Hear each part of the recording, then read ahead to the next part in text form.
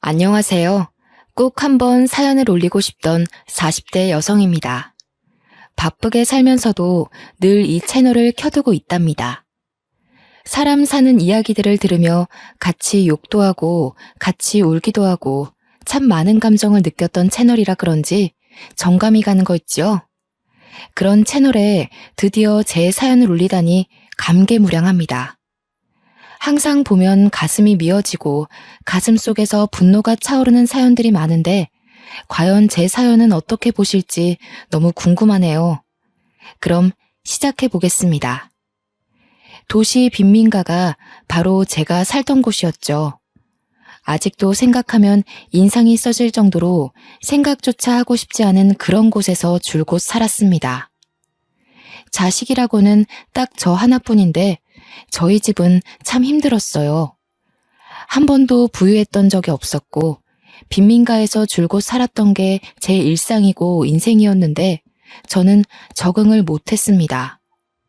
그곳에서 사는 내내 무서웠고 싫었고 두려웠죠. 방음은 기대도 할 수 없었기에 지나가는 행인들의 웃음소리나 싸우는 소리 등의 별소리가 다 들렸거든요. 간혹 모두 잠든 새벽녘 누군가 고함이라도 치며 욕을 퍼부으면 전 그렇게 무서웠습니다. 밖에서 소리치는 그 사람이 꼭 저희 집에 들어와서 행패를 부릴 것 같았죠. 그렇게 허름했고 보안이라고 기대할 것도 없었습니다. 솔직히 말하면 어린 딸을 키우기에는 최악의 조건인 집이었죠. 물론 형편이 어려우니 어쩔 수 없다는 거 저도 잘 알았습니다. 그러나 제가 이해가 안 가는 부분들이 너무 많았어요. 저희 엄마께서는 골목길에서 김밥을 파셨습니다. 가게가 정식으로 있던 건 아니고 그냥 노점 느낌으로 파신 거지요.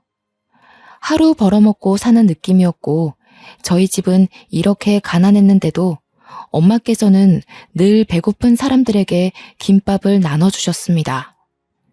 이렇게 되면 재료비만 나가고 버는 수익이 없으니 늘 마이너스가 될 수밖에 없잖아요. 형편이 좋아질래야 좋아질 수도 없었죠. 더 화가 나는 건 없는 살림에 빈민가 이웃들에게 도움을 참 많이도 줬다는 겁니다. 저희도 먹을 게 없어서 늘 배고프게 살아야 했는데 이 집 저 집 돌아다니며 반찬거리도 나눠주시고 김밥도 나눠주셨죠. 제 3자 입장에서 봤을 때는 참 훌륭하고 멋지다고 할 수 있지만 자식 입장에서는 결코 반가운 오지랖이 아니었습니다. 엄마가 이렇게 오지랖을 부리시며 살림을 마이너스로 만들고 있으면 아빠라도 바로 잡아주셨으면 참 좋았을 텐데 두 분은 아주 천생연분이셨죠. 아빠께서는 엄마 못지않게 참견이 많으신 분이셨고 뭔가를 보고 지나치지 못하는 성격이셨습니다.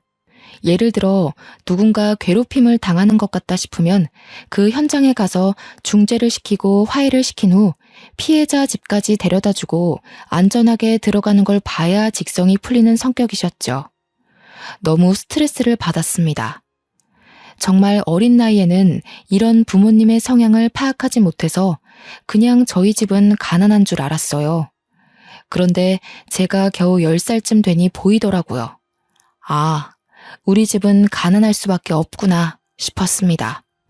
그래서 저는 이런 부모님께 10살 무렵 잃은 사춘기가 온 아이 마냥 자주 투덜거렸죠. 엄마, 제발 김밥 좀 돈 주고 팔라고 했잖아. 나도 배고파 죽겠는데 왜 자꾸 다른 사람들만 챙기냐고. 엄마도 돈 주고 만들면서 왜 남한테 공짜로 주려고 그래? 엄마는 재료비 안 들어? 만드는 시간에 대한 돈은 누가 주는데? 아영아, 우리도 힘들지만 그래도 우리 식구들은 밥은 먹지? 정말 힘든 사람들은 이 밥 한 끼를 못 먹어서 고통스러워해. 조금 더 여유가 있는 우리가 베풀어야 하는 거야. 아, 우리가 왜 베풀기만 하냐고. 아무도 우리 집 안 도와주는데. 내 친구들이 뭐라는 줄 알아? 골목길 김밥 아줌마한테 가서 배고파요 하고 불쌍한 척하면 다 준다고 엄마를 바보 같다고 하잖아. 친구들이 엄마를 그렇게 말해서 속상했구나, 우리 딸이. 아, 몰라. 진짜 엄마 미워. 거기서 그렇게 김밥 좀 공짜로 주지 말라고. 저는 골목길에서 김밥 파는 엄마가 창피하거나 부끄러운 게 아니었습니다. 그건 부끄러운 일이 아니라고 생각을 했거든요. 그러나 그 김밥 아줌마가 제 엄마인 걸 모르는 친구들이 자꾸 엄마 욕을 하는 게 너무 싫었던 거죠. 친구들 사이에서 김밥 아줌마는 아주 유명했습니다. 배고프다고 조금만 불쌍한 척하면 김밥 한 줄을 주고 더 불쌍한 척하면 두 줄도 준다고 말이죠. 하나뿐인 제 엄마가 친구들 사이에서 놀림거리가 되는 걸 누가 좋아하겠습니까? 저는 그게 너무 싫었던 겁니다. 그러나 제가 이렇게 말해도 변하는 건 하나도 없었어요. 시간이 갈수록 부모님께 불만은 커져만 갔고 저는 부모님과 대화도 잘하지 않고 매일같이 뾰루퉁하게 삐져 있었습니다. 그러던 어느 날 너무 큰일이 벌어졌죠. 여느 때처럼 학교를 마치고 집에 가는 길에 골목길을 괜히 쓱 봤는데 엄마가 안 계시는 겁니다. 제가 늘 뾰루퉁한 표정으로 엄마를 쳐다보면 활짝 웃으며 인사를 해주셨고 비가 오나 눈이 오나 김밥을 파셨던 엄마가 안 계실 리가 없었죠. 뭔가 이상하다 싶었지만 혹시 집에 계시지 않을까라는 기대감에 집으로 막 뛰어갔습니다. 그리고 그날 처음으로 밤늦게까지 혼자 집에 있어야 했어요. 부모님과 있어도 무서운 그 집에 이유도 모른 채 밤늦게 부모님을 기다리던 저는 공포에 질려 펑펑 울고 말았어요. 울다 잠이 들었는데 엄마께서 뒤늦게 오셔서 정말 슬픈 얼굴로 저를 끌어안고 오열을 하셨죠. 그런 저는 못나게도 왜 늦게 나타났냐며 원망의 말만 내뱉고 말았습니다. 어떻게 나 혼자 두고 지금 올 수 있어? 나 얼마나 무서웠는지 알아? 엄마가 어떻게 된 줄 알았잖아. 아영아, 우리 이제 어쩌면 좋니? 뭐를, 왜 자꾸 우는데? 무서웠던 건 난데. 아영아, 우리 딸, 어떡해 정말. 엄마는 한참 동안 제대로 말도 못하시고 오열을 하셨습니다. 뾰루퉁하게 엄마한테 투덜거리던 저도 뭔가 심상치 않은 분위기를 감지했어요. 10살이면 꽤 어린 나이인데 그 나이 때 느낄 수 있는 가장 큰 공포심과 불안함을 느꼈던 순간이었죠. 저는 점점 말이 없어졌고 엄마의 눈물이 멈추길 기다렸습니다. 한참을 오열하시던 엄마는 제 머리를 쓸어 넘기시고 얼굴을 만지시길 몇 번을 반복하셨을까요? 어렵사리 입을 여셨습니다. 아빠께서 하늘나라로 가셨다고 말이죠. 처음에 엄마께 이 말을 듣고는 아무 생각이 나지 않았어요. 아빠가 하늘나라로 갔다는 것 자체가 실감이 나지 않았습니다. 분명 오늘 아침까지만 해도 아빠랑 인사도 하고 장난도 쳤으니 말이죠. 거기다 고개를 돌려 집을 봤는데 여전히 아빠의 흔적이 다 그대로인데 어떻게 아빠가 하늘나라로 갔다는 건지 모르겠더라고요. 저는 울지도 않았고 그냥 가만히 멍하게 있었습니다. 한참을 엄마와 시간을 보내고 대화를 한 후 장례식장으로 갔는데 아빠 영정사진을 보고 조금씩 감정이 이상했어요. 너무 어려서 저게 영정사진인지도 몰랐고 그냥 아빠 사진이 큼직하게 있다는 정도로 인식했는데 아빠 지인들과 가족들이 너무나도 슬프게 우는 겁니다. 그리고 모두 저를 발견하자마자 이제 어떡하냐며 통곡을 하시는데 그때서야 아빠 없는 현실이 조금씩 실감났어요.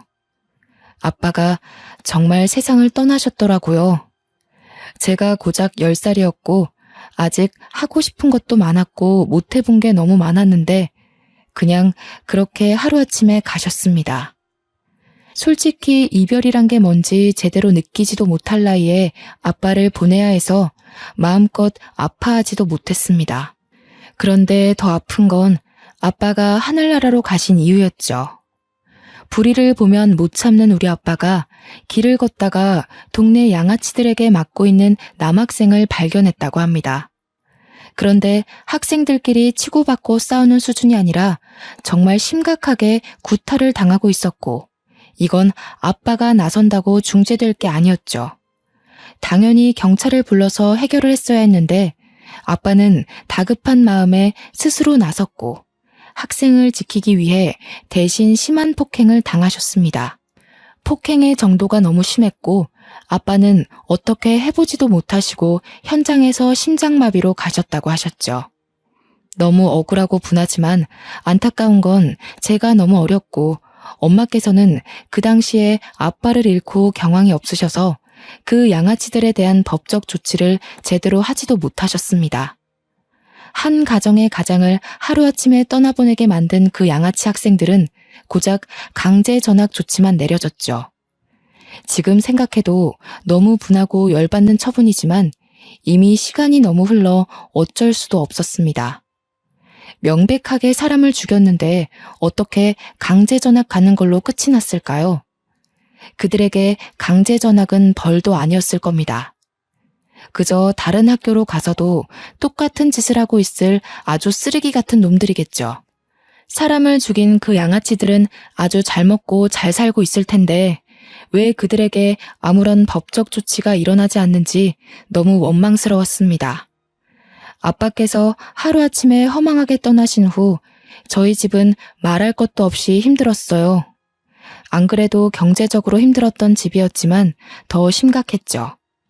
아빠께서는 원래 동네 이발소를 운영하셨습니다. 그런데 문제는 엄마처럼 남을 돕기 위해 운영한 것이지 돈을 벌 목적이 아니셨습니다. 워낙 빈곤한 동네이니 돈 없는 어르신들에게는 늘 무료로 이발을 해주셔서 솔직히 수입은 거의 없는 편이었죠. 사실 엄마보다 아빠가 더 심하셨어요. 이발소에 손님이 없으면 아예 이발소 문을 닫아버리고 미용 장비들을 챙겨서 이리저리 돌아다니거나 거동이 어려우신 어르신을 집으로 직접 가서 무료로 이발을 해주셨어요. 저희 부모님 참 선하고 좋으신 분들이지요. 그러나 어린 저는 무턱대고 남을 돕는 부모님을 이해할 수 없겠더라고요. 어린 딸 자식이 있는 가장이 어떻게 목숨까지 걸고 남을 돕습니까? 그 당시에 저는 아빠에 대한 원망이 너무 컸습니다. 생판 모르는 남을 목숨까지 도와줄 때 집에 있을 가족들 생각은 한 번도 하지 않았을 겁니다. 엄마도 아빠도 한평생을 이렇게 사셨던 분들이니 재산이랄 것도 없었고 엄마와 저는 생계 유지가 곤란했습니다. 그럼에도 불구하고 여전히 엄마는 김밥을 무료로 나눠줬고 저는 미칠 것 같았죠. 정말 부부는 닮는다더니 저희 부모님은 하늘이 맺어준 인연이 아닐까 싶습니다. 아빠께서 가신 후 저희 모녀 사이는 벌어질 대로 벌어졌어요. 엄마와 더는 다투기도 싫었고 그냥 빨리 크고 싶었습니다. 하루빨리 나이가 들어 독립하고 싶었죠. 그러던 중 아빠 사망보험금이 아주 조금 나왔고 엄마께서는 그걸로 아주 작은 김밥집을 아예 차리셨습니다. 솔직히 이때 조금은 기대했어요. 제가 아무리 말은 이렇게 했어도 하나뿐인 가족이고 엄마인데 왜 싫기만 하겠습니까? 아빠 목숨값이기도 하고 정말 어렵게 차린 가게이니 엄마께서 제대로 가게 운영을 해주시길 기대했습니다. 엄마가 오픈하신 김밥집이 학교 근처라 하굣길에 궁금한 마음에 가봤어요. 그런데 멀리서 봐도 김밥집 앞에 줄이 정말 길게 서 있는 겁니다. 전 너무 놀랐고 기쁜 마음과 자랑스러운 마음에 엄마께 달려갔죠.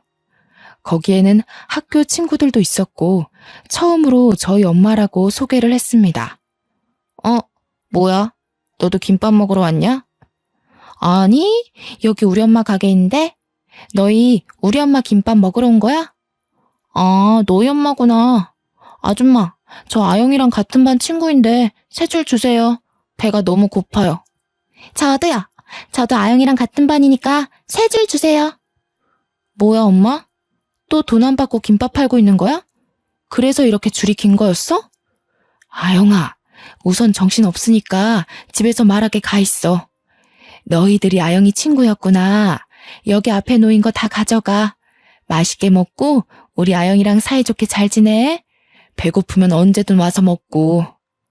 저는 이때 정말 화도 안 나고 절망했고 엄마가 정말 너무 싫었습니다. 아빠께서 그렇게 돌아가시고 분명 엄마도 느끼신 게 있으실 텐데 어떻게 이럴 수 있나 싶었죠.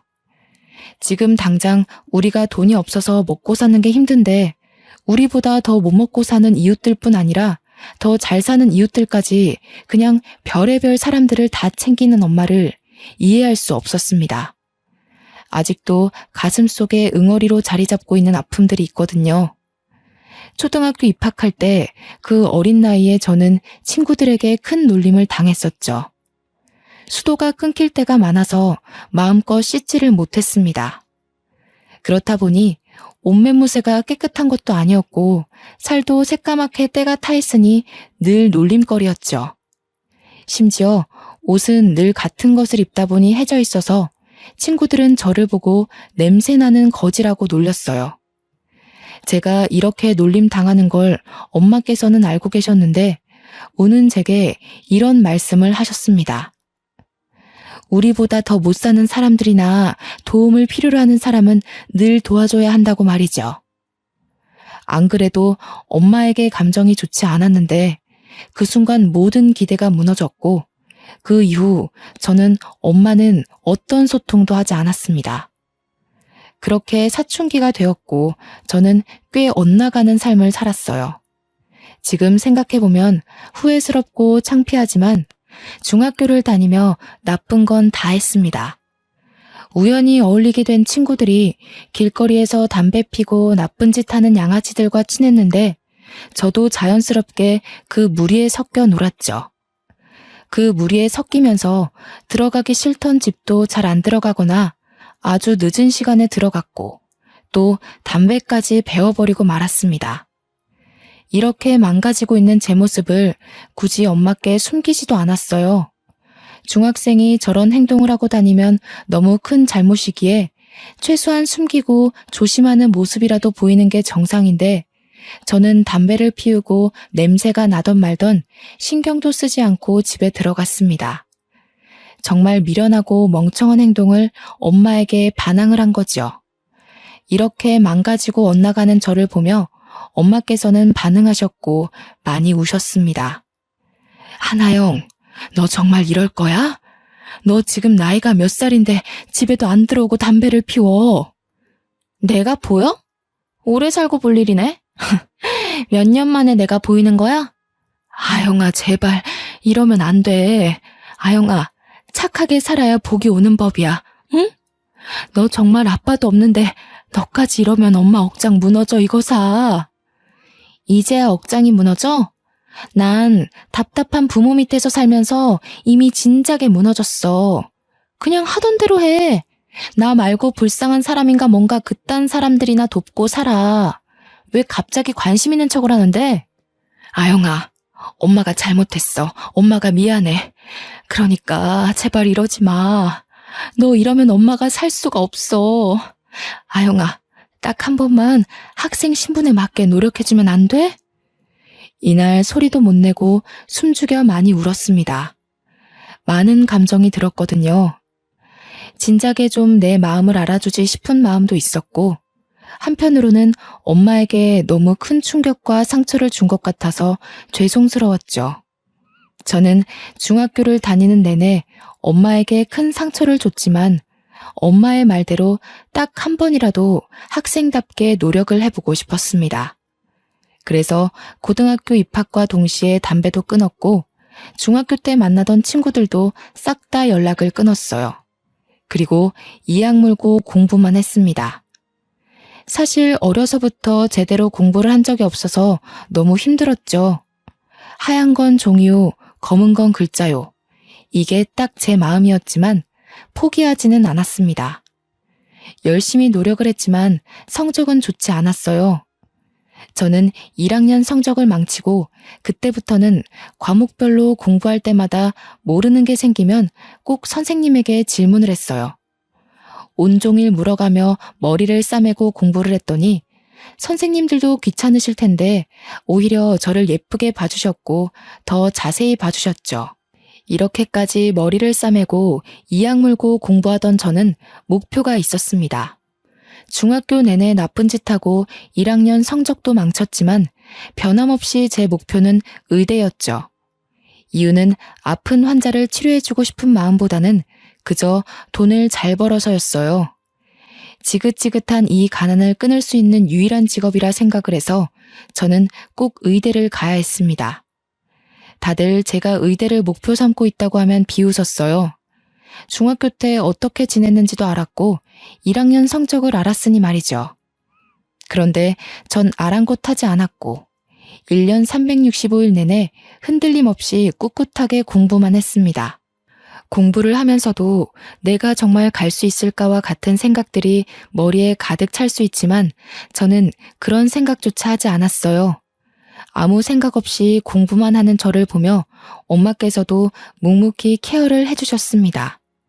제가 공부하던 이때가 집이 가장 조용했던 시기였죠. 그 흔한 밥 먹어라는 말도 하지 않으셨고 상을 차려두고 조용히 기다려주셨어요. 알아서 공부하다 흐름에 맞춰 밥을 먹고 또 공부를 할 수 있도록 말이죠. 그렇게 공부를 한 결과 제가 머리가 있었는지 정말 남들보다 너무 늦었고 부족한 게 많았는데 수능 성적으로 진짜 꿈에 그리던 의대를 합격하게 되었습니다. 솔직히 저도 놀라웠어요. 공부를 하는 동안 스스로를 의심한 적은 없지만 확신한 적도 없었거든요. 제 합격 결과를 듣고 저희 엄마는 정말 행복에 겨운 눈물을 펑펑 쏟으셨습니다. 엄마, 나 할 말 있는데. 그 결과 나왔지? 우리 딸 괜찮아. 의대만 뭐 대학이야? 그렇게 노력한 모습으로도 엄마는 충분해. 고생했어, 우리 딸. 의대 안 가도 괜찮아? 그럼 엄마가 뭐 아영이 너 의사 만들려고 공부시켰나? 괜찮아, 기죽지 마. 어쩌지? 나 의대 합격이래, 엄마. 나 너무 신기해, 진짜로. 뭐? 그게 사실이야? 세상에, 장하다, 우리 딸. 어휴, 이것 봐. 엄마는 아영이 너가 해낼 줄 알았어. 고생했다, 고생했어. 세상에. 엄마께서 너무 행복한 눈물을 흘리시니까 제가 다 기분이 좋더라고요. 이제 정말 행복한 일만 남았다는 생각에 설레고 기뻤습니다. 남들에 비하면 짧지만 그래도 제 고등학교 시절을 떠올리면 정말 깨어있는 시간 동안 공부한 거 말고는 한 게 없을 정도로 열심히 해서 얻은 결과라고 생각해요. 엄마와도 사이가 좋아졌지만 약간 서먹한 게 있었는데 의대 합격을 계기로 더 친해져야겠다고 생각을 했는데 예상치 못한 일이 벌어졌습니다. 엄마께서는 제게 할 말이 있다며 분위기를 잡으셨고 마주 앉아 대화를 나눴죠. 할 말이 뭐길래 이렇게 분위기를 잡아? 무슨 안 좋은 일 있는 거야? 이거 받아. 500만 원이고 너 자취방 보증금이야. 자취할 곳도 얼른 구하고 등록금도 얼른 벌어. 엄마 왜 그래? 무슨 소리를 하는 거야? 엄마는 너 보증금 500만 원만 줄 거니까 너가 등록금 내고 다니라고. 그리고 자취할 집도 빨리 알아봐야 할 거야. 좋은 집은 빨리 나가거든. 엄마, 진짜 너무한 거 아니야? 말이 아다르고 어다르다고. 우리 집 형편 뻔히 알아서 등록금 내주는 건 기대도 안 했는데 어떻게 이렇게 말할 수 있어? 생판 모르는 남들은 그렇게 잘만 도우면서 하나뿐인 딸은 서울 가서 혼자 살아야 하는데 500만 원 쥐어주고 집도 알아서 구하고 학교도 알아서 다녀라 이거야? 아영아, 엄마가 늘 말했잖아. 생판 모르는 남이 아니라 어렵고 도움이 필요한 사람을 돕는 거라고. 아무튼 그렇게 알고 있어. 엄마는 김밥 재료 준비해야겠다. 저는 너무 충격적이었습니다. 돈을 기대한 건 아니었지만 적어도 딸이 타지살이를 하게 되면 당연히 걱정스러운 마음에 같이 올라가서 집도 같이 알아보고 계약을 하는 게 엄마 마음 아닌가요? 저 당시에 제 마음은 500만 원 쥐어주고 너 살 집까지는 구해줬으니 이제 알아서 살으라고 하는 것 같았습니다. 그래서 너무 서운했고 마음이 아팠어요. 의대는 등록금도 너무 비싸고 심지어 6년 동안 공부해야 돼서 돈이 많이 필요했기에 막막했습니다. 그렇게 꿈꾸던 의대에 합격해놓고 이렇게 슬플 줄은 몰랐죠. 비록 중학생 때 정말 나쁜 행동을 했었지만 고등학생 때 정신을 차리며 의대 합격이라는 기쁨을 엄마께 안겨드리면서 모녀 사이가 많이 회복될 거라고 기대를 했습니다. 그러나 그 말을 듣고 다시 한번 굳게 마음이 다쳤죠. 홀로 서울에 어렵게 터를 잡았지만 당장 먹고 살 게 문제였습니다. 여전히 공부에 손을 놓을 수는 없었고 일은 해야 했기에 너무 막막했어요. 한참을 고민한 끝에 저는 제 학부를 강조해서 고액 과외들만 하며 돈을 벌어서 공부를 했고 정말 힘겹게 의대를 졸업했습니다. 다시 대학생으로 돌아가라고 하면 죽어도 돌아가지 못할 정도로 힘들게 살았죠. 제가 이렇게 사는 동안 엄마께서는 걱정도 하지 않으셨습니다. 한 달에 한 번씩 전화하며 잘 지내냐 물으셨고 잘 지낸다고 말하면 알겠다며 바로 끊는 게 전부였죠. 그렇다 보니 엄마에 대한 애정이 없었습니다. 가족이래 봤자 겨우 엄마 혼자인데도 저는 가족을 챙기지 않았습니다. 그렇게 살다 제가 대학병원 인턴 1년차 때 엄마가 다른 병원 응급실에 쓰러졌다는 연락을 받았죠. 보호자가 저뿐이라 급하게 연락을 받았습니다. 저는 이때 불효녀인 저를 원망하고 또 원망할 수밖에 없었어요. 급하게 엄마가 계신 응급실로 갔는데 피검사를 했더니 간암이 의심되어 정밀검사가 필요하다는 말을 들었습니다. 전혀 몰랐는데 저를 서울로 보낸 후 엄마께서는 극심한 외로움에 매일 소주 한 병씩 습관처럼 마셨다고 하셨죠. 의식이 없는 엄마의 얼굴을 뚫어져라 보는데 제가 무심했던 사이 엄마가 너무 나이 드신 게 눈에 보여 눈물을 하염없이 흘렀습니다. 한참을 울던 중 엄마가 정신을 차리셨고 힘겹게 제게 보고 싶었다고 너무 보고 싶었다며 눈물을 흘리셨죠. 저희 모녀는 대체 왜 이러는 건지, 왜 이렇게 서로 엇나가고 마음을 모르는 건지 마음이 너무 아팠습니다. 서운한 게 있으면 대화로 풀어라도 볼 것을 자식이라곤 저 하나인 엄마에게 거리를 두고 살았으니 그간 얼마나 외로우셨을까. 제 행동들이 너무 후회되더라고요. 이유를 불문하고 서울로 모시고 올라와서 이제라도 매일을 함께하며 효도를 해야겠다고 다짐했지만 진단 결과는 좋지 않았습니다. 간암 4기에 이미 폐까지 전이가 되었던 상태였죠. 이 정도면 통증이 말도 못할 정도였을 텐데 그간 제게 말도 하지 않고 버텨온 엄마를 떠올리니 울 수도 없었습니다.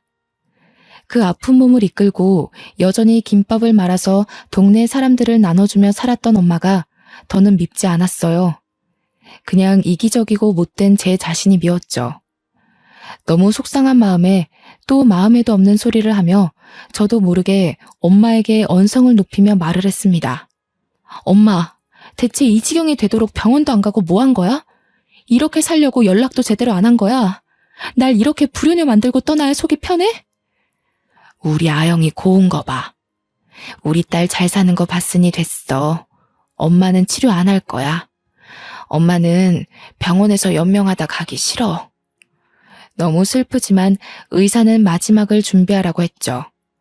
딸인 제가 의사인데 아무것도 못 해드리니 죄책감이 너무 컸고 뭘 해보지도 못하고 엄마 곁을 지킨 지 한 달 만에 엄마는 아빠 곁으로 가셨습니다. 장례를 치르는 내내 울다 쓰러질 정도로 참 많이 울었어요. 못 해드린 게 너무 많은 불효녀라 가슴이 찢어지다 못해 숨도 못 쉴 정도로 아려오더라고요. 엄마를 겨우겨우 보내드리고 한동안 정신도 못 차리고 엄마 집에서 지난 흔적들을 보는데 너무 속상했습니다. 여전히 낡은 이 집에서 아빠도 없이 저도 없이 홀로 얼마나 외롭고 쓸쓸했을까 싶었죠. 심지어 정말 많이 아팠을 텐데 그 작은 곳에서 괴로운 고통 참아가며 살았을 엄마를 떠올리니 제 자신을 참을 수가 없었습니다. 엄마 입장에서는 딸 하나뿐인데 그 먼 서울 땅에 홀로 보내면서 얼마나 걱정이 많으셨을까요? 이걸 제가 조금만 더 빨리 알아채고 이해했더라면 엄마를 이렇게 후회 속에 보내지 않았을 텐데 말입니다. 저는 엄마의 장례를 치르고 도저히 서울로 바로 올라갈 수 없었고, 휴가를 낸 후 엄마가 살던 집에서 시간을 조금 보냈어요. 반성도 했고 후회도 하다가 문득 부모님과 함께 행복하게 웃던 저희 가족의 모습이 생각나면 웃다가도 울음을 터뜨리고 말았습니다. 그렇게 겨우 엄마를 가슴에 묻고 하나씩 정리를 했어요. 엄마의 흔적이 남은 김밥집은 팔아버렸고 그 동네와는 아예 영원히 안녕해버렸죠. 가슴에 응어리를 하나 더 품고 서울로 돌아와서 저는 더 독하게 살았습니다.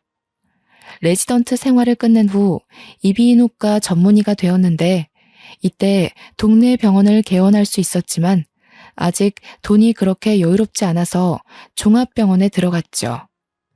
혼자 생활이 점점 익숙해지다 보니 외롭기도 하고 남자를 만나볼까라는 생각이 들더라고요. 마음도 많이 평온해졌고 여유도 생겼거든요. 그래서 소개팅을 많이 했었는데 하나같이 다 별로였습니다. 의사인 걸 알고 나오니 대놓고 얼마를 버냐고 묻질 않나. 제가 의사라서 나온 사람들도 있고 그냥 다 조건 보고 나온 사람들이라 정 떨어져서 싫더라고요. 소개팅도 지치고 힘들어서 연애도 포기하려고 할 때쯤 정말 마지막이라는 생각으로 소개팅을 했는데 거기서 원하는 상대를 만났습니다. 그 남자는 변호사였는데 돈을 많이 벌어서 그런지 소개팅 내내 제 재산에는 전혀 관심이 없었고 그저 매너 있고 아주 젠틀한 남자였습니다. 이 남자와 호감을 갖고 잘 만나다 결국 연애를 시작했는데 얼마나 사람이 진중한지 손도 한 달 만에 조심스럽게 잡더라고요. 그렇게 1년을 만나고 남자친구와 결혼을 다짐했습니다. 외로운 내게도 드디어 가족이 생긴다는 기쁨에 묘한 감정이 들었는데 변수가 있었어요. 예비 시모가 아주 심상치 않은 사람이었죠. 예비 시모는 제게 대놓고 본인 집안은 남부러울 거 없는 집안이라는 걸 강조했고 개원한 의사도 아닌 고하면 숙이고 들어와라며 눈치를 주셨습니다. 몰랐는데 아주버님이 검사고 예비 남편이 변호사인 법조인 집안이었습니다. 예비 시부는 고위 공직자였다가 퇴직하셨고 시모랑은 이미 이혼하시고 지금 시모는 재혼을 하신 새어머니였죠. 한마디로 제게 눈을 부라리며 뭐라고 하던 예비 시모는 새어머니였습니다. 예비 시모는 솔직히 정말 너무 사치스럽고 싸 보였어요. 명품으로 도배를 하고 향수 냄새가 아주 진동을 하는데 첫인상이 아주 별로였죠. 심지어 예비 시댁 집안에서 아무도 제게 뭐라고 안 하는데 보잘것없어 보이는 예비 시모만 자존심 세워가며 제 길을 누르려 애썼습니다. 그러나 저는 절대 쉽게 지지 않는 성격이라 굳이 남자친구에게 말하지 않고 예비 시모를 상대해주고 있었죠. 이런 제 모습에 열받았는지 하루는 저를 고급 레스토랑으로 부르더라고요. 기꺼이 그 고급 레스토랑으로 가드렸죠. 어머, 눈이 왜 그렇게 동그랗니? 아, 하긴 너 같은 고아 출신이 이런 고급 레스토랑에 발길이나 해봤겠니? 다 내 덕인 줄 알아. 아, 네. 음식은 내가 알아서 시켰어. 어차피 넌 고아 출신이라 메뉴판 봐도 모를 것 같아서. 그나저나 없이 산 사람들이 이런 곳에서 밥 먹으면 체한다던데. 너 뭐 소화제라도 먹어야 하는 거 아니니? 저기 어머님, 저 이미 여기 수차례 와봤고요. 이 코스 얼마나 한다고 그러세요? 저 의사예요, 어머님. 버는 돈이 있는데 고작 이런 걸로 덜덜 떨겠어요? 그리고 말끝마다 고아 출신 하시는데 제가 반대로 어머님한테 새어머니라고 하시면 좋으세요? 뭐야? 너 미쳤어? 새어머니? 너 이거 감당해야 할 거야? 감당이라... 고자질 하시게요? 하세요. 상관없거든요. 못할 말 뱉으신 건 어머님이니까 전 괜찮아요. 아, 참고로 이 대화는 녹음했으니까 수정하지 마시고 있는 그대로 고자질하세요, 어머님. 말끝마다 고아라고 말하며 무시하는 예비 시모에게 그대로 대갚아주자 제 얼굴에 와인을 확 뿌리며 소리를 지르더군요. 순식간에 주변 사람들 모두 웅성거리며 시선이 집중되었지만 아랑곳하지 않고 끝까지 까랑까랑하게 말씀하셨죠. 야, 고아 따위가 어디서 감히 자존심을 세우고 있어? 내가 너보다 훨씬 오래 살았는데 감히 너 따위가 누굴 가르치고 있어? 너 의사 배지 달면 뭐 인생이 바뀔 줄 알았어? 착각하지 마. 그래봤자 넌 부모도 없고 쓸모도 없는 고아년이야. 겸상해주니까 이게 기어오르고 있네. 그때 레스토랑 주인이 갑자기 제게 다가와 말을 걸었습니다. 저 말씀 중에 죄송하지만 혹시 한동현 씨 딸 하나영 씨 맞으세요? 네, 맞는데 저희 아빠 이름을 어떻게 아세요? 맞구나. 아영이 정말 반갑다. 아니, 그나저나 어쩌다 이런 수준 떨어지는 여자랑 겸상을 하고 있는 거야? 저에게 아버지 성함을 묻고는 갑자기 저한테 아는 체를 하시더라고요. 너무 당황스러웠는데 얼굴을 자세히 보니 20여 년 전 저희 아버지가 살려준 학생의 아버지더라고요. 그때 아버지 장례식장에 와서 하염없이 눈물을 쏟으며 너무 감사하다고 이 은혜를 어떻게 갚아야 될지 모르겠다던 아저씨였어요. 저를 어떻게 기억하고 말을 거셨는지 모르겠지만 저는 시어머니 될 사람한테서 와인을 뒤집어 쓴 탓에 제 꼴이 말이 아니었죠. 아저씨는 제게 깨끗한 수건을 가져다 주시고는 예비 시모에게 당장 경찰 부를 테니 영업 방해죄로 신고하겠다고 으름장을 놓으셨어요. 뭐야? 이 레스토랑 주인이랑 네가 어떻게 아는 사이야? 참나, 너 때문에 수준 떨어져서 내가 다시는 이 레스토랑 안 온다. 어쩜 고아년한테 아는 체를 하지? 격식 떨어지게. 이 여자 한동안 조용하더니 어디서 또 영감 하나 잘 물었나 보네. 당신 2번 다시 내 가게에 얼씬도 하지 마. 당신같이 늙은 남자 등쳐먹고 사는 인간들 대접하려고 최고급 재료들로 엄선된 요리 제공하는 거 아니니까. 당신은 저기 밑에 편의점에서 라면이나 먹지 그래? 아참, 그리고 내가 이미 경찰 불러놨으니까 조서 쓰러 갈 준비나 해. 레스토랑 주인 아저씨의 말에 시모는 얼굴이 새하얗게 질려서 계산도 안 하고 황급히 도망쳤습니다. 격식 떨어지는 발걸음으로 말이에요.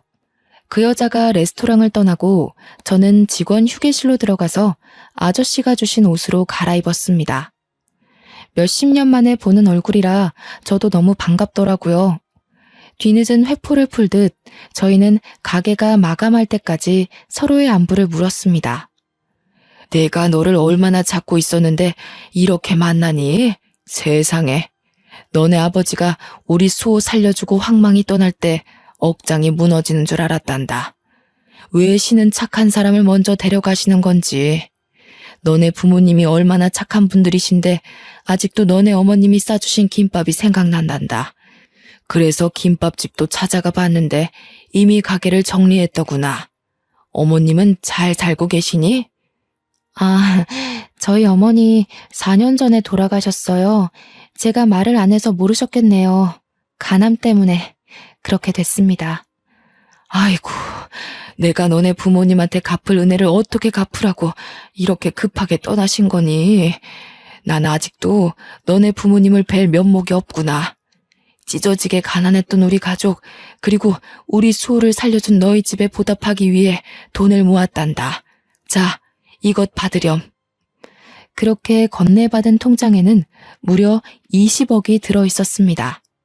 손사래를 치며 너무 큰 돈이라 받을 수 없다고 했지만 아저씨는 눈물까지 보이시며 제발 받아달라고 죽기 전에 꼭 은혜를 갚아야 한다며 통장을 제 손에 쥐어주셨어요. 아영아, 아저씨가 요식업으로 정말 성공했거든. 고급 레스토랑만 해도 전국에 수십 개 차렸어. 여기가 본점이고. 내가 언젠가 너희 가족 만나면 꼭 주려고 모아둔 돈이야. 드디어 줄 수 있다니 너무 기쁘다, 아영아. 이것밖에 못 줘서 아저씨가 너무 미안해. 그렇게 20년간 쌓인 이야기 보따리를 풀었고 아저씨는 우리 부모님한테 은혜를 갚고 싶은 분들이 정말 많다고 하시며 옛 동네에 사셨던 주민들에게도 소식을 전해주셨습니다. 아저씨의 차를 타고 다 함께 부모님 빈소에 인사를 하러 갔습니다. 세상에, 아영엄마, 뭐가 그렇게 급하다고 떠났어. 내가 아영엄마가 싸준 김밥 덕분에 죽고 싶은 마음을 꾹 참고 매일매일 살려고 노력했어. 그 김밥 없었으면 우리 가족은 다 굶어 죽고 이 세상에 없었을 거야. 이 말을 너무 뒤늦게 말했다, 그치? 아영이가 참 이쁘게 곱게 컸네.